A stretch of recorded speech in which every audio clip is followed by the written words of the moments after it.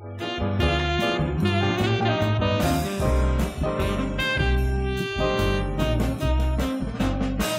name is Janet Windwalker Jones, and I've been asked to speak to you a little bit about storytelling and why it's so passionate to me, and was the impetus behind my wanting to take a lead in writing a book that several of us recently published about storytelling and the wisdom that one finds through storytelling.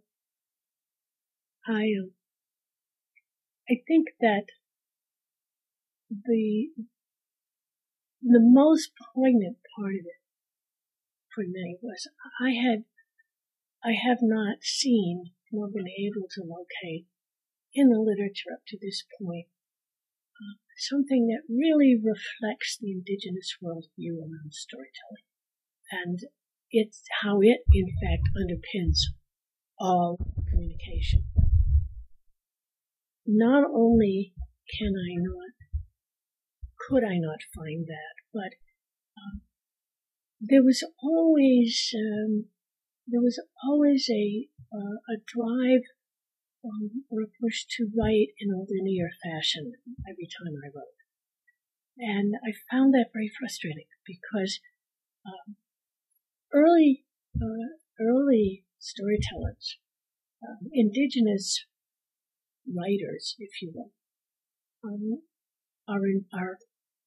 are circular thinkers and storytellers, and so we talk in multi-dimensions. We talk in living color, and the world of books has reached the point where people want things in sound bites, and they want things to come straight to the point without any of the subtleties that go with the coloration and the attachment of all the fine tuning.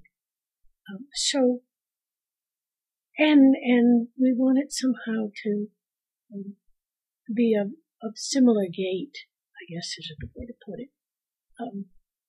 Everything in the same structure and format, to minimize the number of pages, to look at how things look from one structured worldview.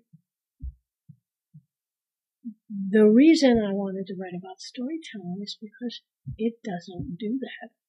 It doesn't require that. Not only that, it allows us to embrace one another regardless of our worldview, and to learn from one another, and to expand our own world and enrich our own worlds through the gifts that each of us have that are different than rather than the same. And we have so much to learn to realize that not only is all that difference strengthening and invigorating and provides an opportunity for growth, but when we get into the space that each of us has in our difference, we also find a tremendous amount of common ground. And and so it leads us back to unifying one another and creating a sense of peace and trust and love and sharing, rather than fear and isolation and antagonism. It also lets us see when we view everything in the world as our relative, and we treat all with respect. We aren't wasteful. We don't destroy for the sake of it. Our whole practice of being shifts to one that recognizes and embraces a world of plenty, not of scarcity. And we can let go of the fear that comes from thinking that it's either you or me. Now it's the we inside, the me inside of we. And so when I couldn't find that already written, when I couldn't find a way to publish that in the traditional format, that's when we decided to go ahead and self-publish it. And we have 40 writers.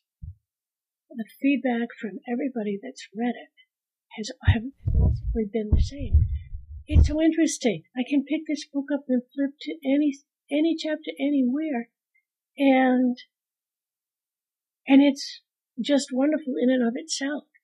You don't have to read it from cover to cover. You can start anywhere in the circle and go all the way around. And yes, it is. It's all beautiful because it's an and.